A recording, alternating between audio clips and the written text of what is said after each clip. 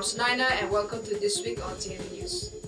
Tonight we bring you a quick roundup of the week's top stories spanning regional, national and international headlines. And I'm Mochoyia Phimu. From local impact to global significance, we've got it all covered.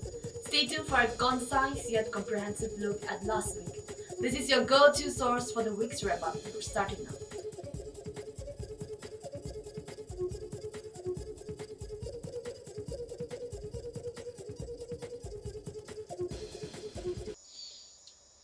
Chief Minister Nongthombam Biren launched Rs 1,766 crore Imphal Ring Road project backed by the Asian Development Bank.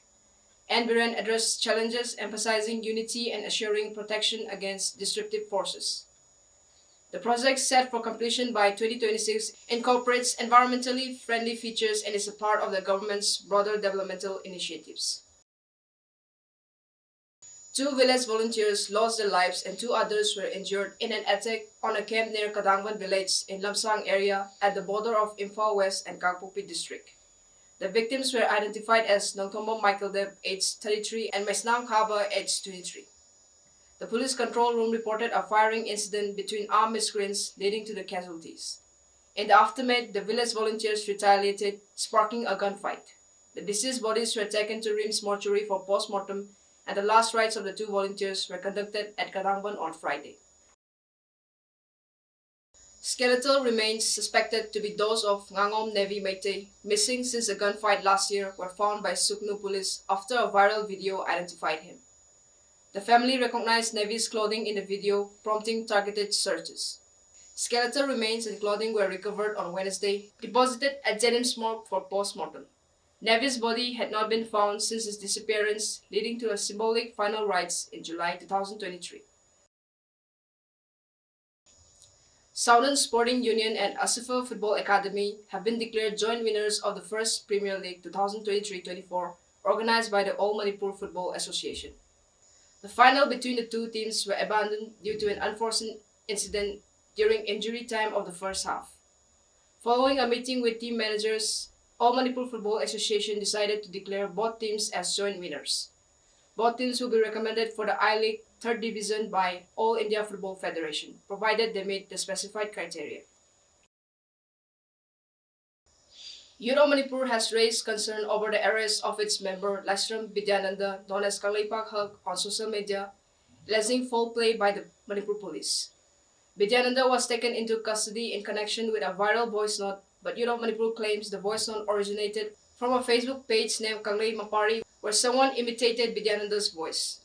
Youth of Manipur filed a report with Cybercrime Unit, and Vidyananda was initially released on February 1 when police recognized the voice in question did not match his. However, he was summoned and apprehended again on February 2nd on various charges. Despite the challenges, Youth of Manipur affirms its commitment to peaceful advocacy for positive change in Manipur. Continuing on with national news. Following Nitish Kumar's switch to NDA alliance, leaders from BJP-led Fold have submitted to a no-confidence motion notice to remove RJD leader Awad Bihari Chowdhury as Assembly Speaker. Nitish Kumar, now the Chief Minister of the NDA government, severed ties with the Mahagan Banta, leading to a majority for an NDA in Bihar's Assembly. The move reflects a significant political shift and strategic maneuver within the state political landscape. Finance Minister Nirmala Sitharaman unveils India's interim budget for the 2024 and 25, focusing on a profound economic transformation and addressing issues for the poor, women, youth, and farmers.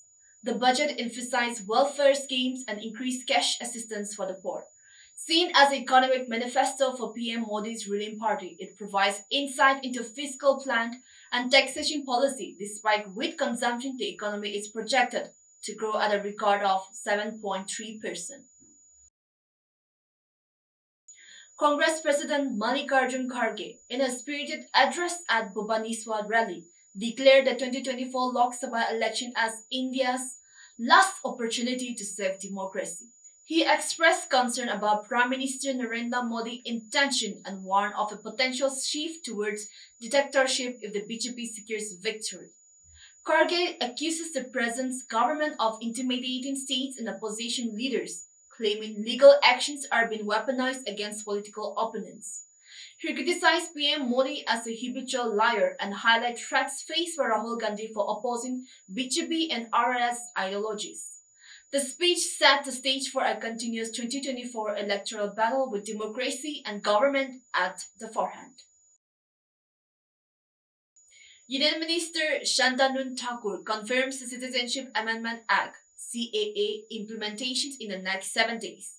CAA rules will be presented in the Parliament during the January 31 to February 6 session, with an online system for application and processing. Despite criticism from Mamata Banerjee's significant decisions on free movement with Myanmar and Bharatiya Nyaya Sanhita enforcement date are anticipated, Lok Sabha elections may follow in late February or early March. Thakur constituency Bongan has a substantial Matra population who fled Bangladesh.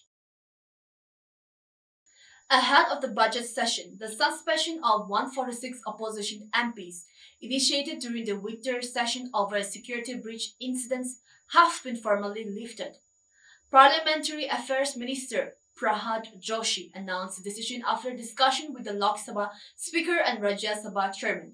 The suspension triggered by allowing unruly conduct and violation of a new rules prohibiting placard has escalated to 146 MPs. The move aims to restore normalcy, fostering constructive debates during the upcoming budget session.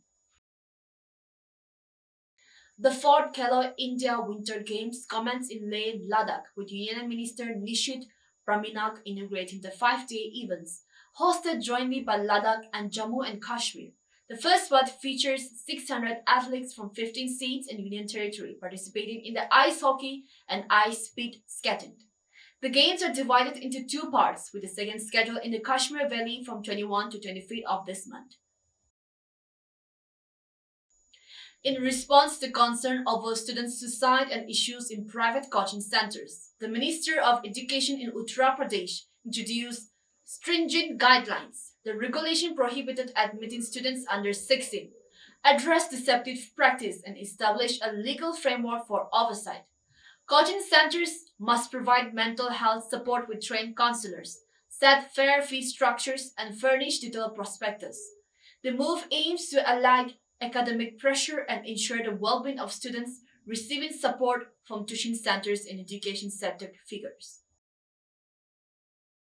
Lastly, international news. Myanmar junta chief Min Aung Hlaing faces precedented pressure 3 years after the coup due to battleship defeat, economic challenges, and public criticism. The junta have lost control of towns and discounted rises with recruitment struggle and economic hardship. The National Unity Government proposed negotiation with conditions for civilian controls and an end to military involvement in politics. The junta leadership and military capabilities are questions marking a challenging period for the regime. And that concludes our week's wrap-up here at This Week on TMB. Thank you for joining us. For more in-depth coverage and the latest update, visit our website or follow us on social media. We'll be back next week with more news that matters. Until then, have a great weekend. This is Mochoyia Phimu signing off.